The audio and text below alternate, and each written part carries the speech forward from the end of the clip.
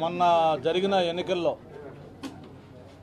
ఆంధ్రప్రదేశ్ రాష్ట్రం మొత్తం కూడా కూటమి ఘన విజయం సాధించిన తర్వాత చంద్రబాబు నాయుడు గారి నాయకత్వంలో కొత్త ప్రభుత్వం ఏర్పడిన తర్వాత మరి ఈరోజు క్యాబినెట్లో కీలకమైన శాఖ ఎంఏయుడి ఆ శాఖ మంత్రిగా ఉన్న నారాయణ గారు విశాఖపట్నం మొన్న మధ్యలో ఒకసారి వచ్చినప్పుడు కూడా మన ఎలక్షన్ కోడ్ ఉండటం వల్ల ఆ రోజు అధికారిక పర్యటనలు కానీ లేకపోతే అధికారులతో సమీక్షలు కానీ లేకపోతే ఇటువంటి సైట్ విజిట్లు కానీ ఏమి ఆ రోజు చేయలేకపోవడం వల్ల వరకు వచ్చి వెళ్ళిపోయినా కూడా అఫిషియల్గా అయింది మొట్టమొదటి ట్రిప్ విశాఖపట్నానికి.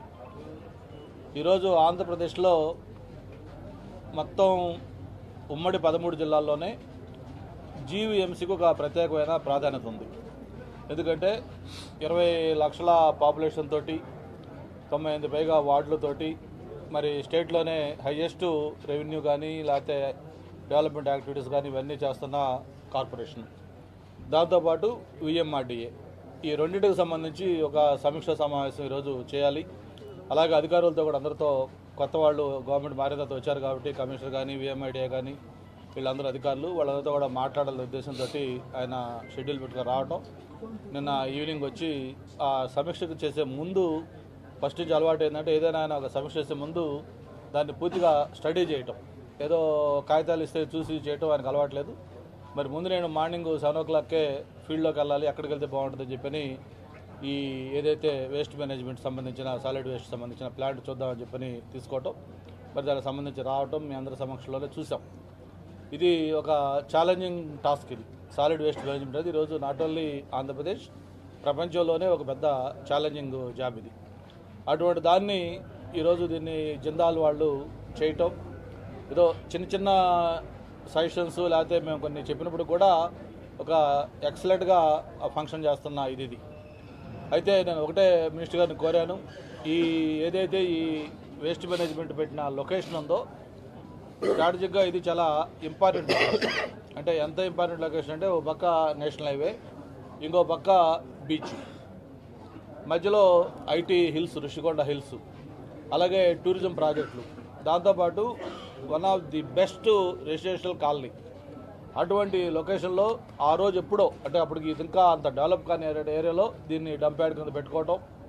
మరి ఇక్కడి నుంచి మళ్ళీ లాస్ట్ టైం 2014-19లో గవర్నమెంట్ ఉన్నప్పుడు ముఖ్యమంత్రి గారిని మీకు గుర్తుంది, చాలామంది సీనియర్ జర్నలిస్టులు ఉంటారు, ఆ రోజు ఆయన బస్సులో సర్క్యూట్ హౌస్ నుంచి మార్నింగ్ బయలుదేరించి మొత్తం బీచ్ రోడ్ మీదుగా హైవే మీదుగా మొత్తం ఎంత తిప్పి ఈ ఏరియా కూడా చూపించినప్పుడు పబ్లిక్ ఆ రోజు చాలామంది చెప్పారు, సార్ ఇది ఎప్పుడో డంప్ యార్డ్ పెట్టినప్పుడు ఇదంతా అవుట్స్కట్స్, ఇప్పుడు ఏమో సిటీ మధ్యలోకి వచ్చింది, మెయిన్ ఏరియా అయింది కాబట్టి డంప్ యార్డ్ షిఫ్ట్ చేయమంటే అప్పుడు కమిషనర్ హరినారాయణ గారు ఉన్నారు, ఆయనకి అలాగే కలెక్టర్ ప్రవీణ్ ప్రకాష్ వీళ్ళంతా అందరితో కూడా చెప్పి మన ప్రవీణ్ కుమార్ అందరితో చెప్పి దీన్ని ఎలా చేస్తే బాగుంటుందని చెప్తుంటే ఆల్టర్నేటివ్గా మళ్ళీ తంగుడుపల్లి అని అక్కడ ఒక సైట్ కూడా చూడడం జరిగింది.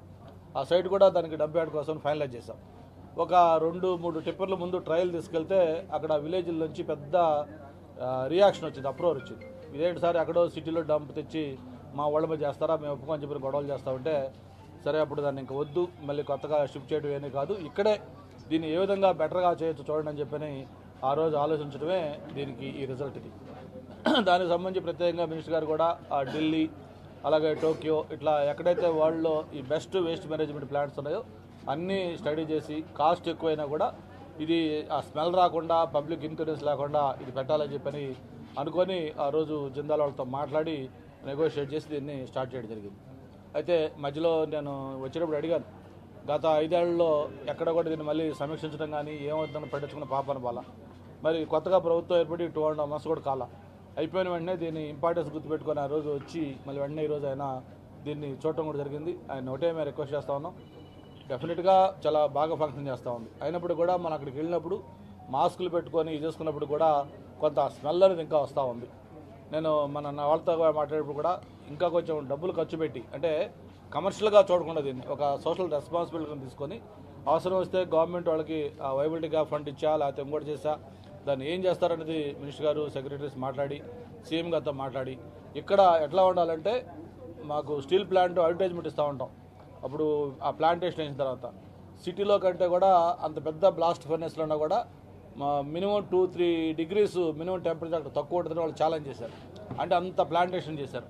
అలాగే మీరు ఇక్కడ ఏదైతే సాలిడ్ వేస్ట్ మేనేజ్మెంట్ ఉందో చారి గారికి కూడా ఒకటి చెప్తా ఉన్నాం, మీకు ఏదైనా రిక్వైర్మెంటు, మీకు ఏదైనా గవర్నమెంట్ సపోర్ట్ కావాలంటే మినిస్టర్ గారికి చెప్పండి, మీరు దాన్ని అడగండి, ఆ గవర్నమెంట్ సపోర్ట్ తీసుకోండి. బట్ స్టేట్ ఆఫ్ ఆర్ట్ ఇక్కడ వరల్డ్లో టోకియోనో లేకపోతే ఎలా చెప్తా ఉన్నాం వాటిని కంప్లీట్ చేసే విధంగా ఆ టెక్నాలజీ ఇంప్రూవ్ చేస్తారా, లేకపోతే మిగతా ఇప్పుడు చెప్పారు ఆ పిట్ ఉంది దానికి ఏదో చుట్టూ గ్లాస్ పెట్టి క్లోజ్ చేయొచ్చని కొన్ని ప్రాక్టికల్ ఆపరేషన్ ఇబ్బందులు ఉన్నాయి. బట్ అవన్నీ మీరు ఎలా చేయాలో ఆఫీసర్స్ తీసుకోండి.